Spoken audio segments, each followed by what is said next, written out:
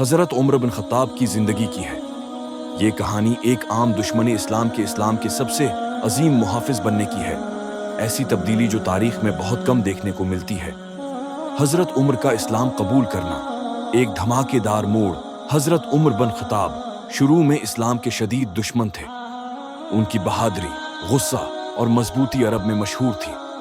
وہ مسلمانوں کو سخت اذیت دیا کرتے تھے اور اسلام کو مٹانے کی کوشش میں لگے رہتے تھے۔ ایک دن انہوں نے فیصلہ کیا کہ محمد کو نعوذ باللہ قتل کر دیں گے تاکہ اسلام کا باب ہمیشہ کے لیے بند ہو جائے۔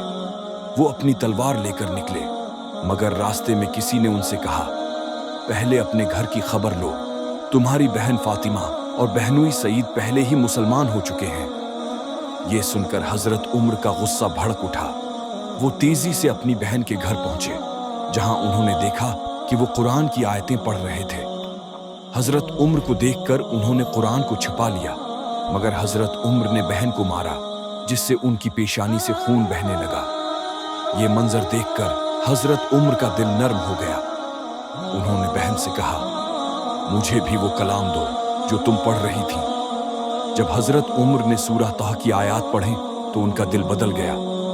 وہ فوراً نبی کریم کے پاس پہنچے اور کہا، یا رسول اللہ، میں گواہی دیتا ہوں کہ اللہ کے سوا کوئی معبود نہیں اور آپ اللہ کے رسول ہیں۔ یہ سن کر پورے مکہ میں دھماکہ مچ گیا۔ مسلمانوں نے خوشی میں نعرے لگائے اور کفار حیران رہ گئے کہ ان کا سب سے بڑا دشمن آج اسلام کا سپاہی بن چکا تھا۔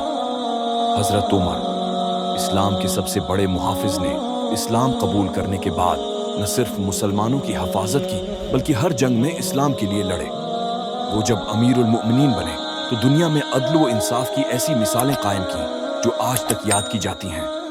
ان کے دور میں اسلامی سلطنت دنیا کی سب سے طاقتور ریاست بن گئی، لیکن وہ خود ایک عام آدمی کی طرح زندگی بسر کرتے رہے۔ حضرت عمر کی کہانی واقعی دھماکے دار ہے۔ ایک دشمن کا سب سے عظیم محافظ بن جانا، ایک بادشاہ کا سب سے عاجز حکمران بننا، اور ایک شخص کا دنیا میں عدل و انصاف کا معیار بن جانا۔ اگر یہ باتیں اچھی لگی ہو تو میرے چینل کو سبسکرائب ضرور کرنا۔ نور ایمان۔